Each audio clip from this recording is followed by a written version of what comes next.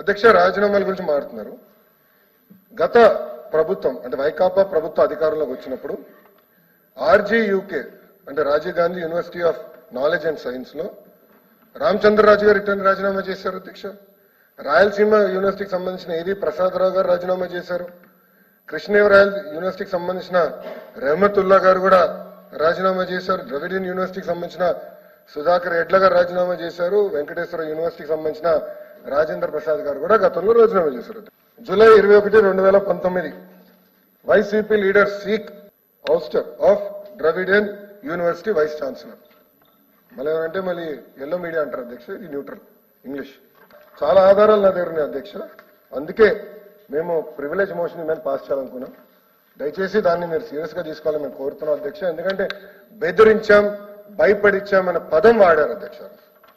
I want retreat, బెదిరించారు అందుకే వాళ్ళు రాజీనామా చేశారన్న పదం వాళ్ళు ఆ రోజు మాట్లాడారు. కానీ రికార్డులు తెరిచి చూడండి అధ్యక్ష, వాళ్ళు ఇచ్చిన రాజీనామా లేఖలో ఎక్కడ బెదిరించారని భయపడించారని లేదు. ఇన్ఫాక్ట్ ఒక దగ్గర 5గురిలో ఒకరు ఏమన్నారంటే ఒక లెటర్ లో అయితే కొత్త టీం వస్తుంది, కొత్త టీంకి అవకాశం ఇవ్వమని వాళ్ళే చెప్పారు అధ్యక్ష.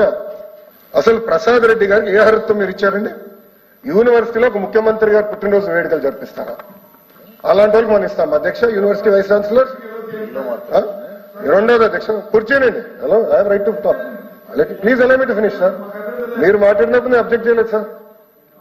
Sir your senior member of the house, 3 సార్లు మంత్రిగా చేశారు, ఇప్పుడు ఎల్ఓపీగా చేస్తున్నారు. So allow me to finish sir. I have my rights in the house. Therefore I have my rights in the house. Allow me to finish. ఎందుకంత కంగారు పడుతున్నారు? ఎక్కడికి వెళ్ళిపోవట్లేదే, నేను ఇక్కడనైనా. Don't worry sir. ఇప్పుడు ఎవరు నియమించారు సార్? జీపీ రాజశేఖర్ గారు. ఎవరైనా IIIT ఖరగ్పూర్ నుంచి వచ్చాడు అధ్యక్ష. Is now our vice chancellor. I'm proud to say about that.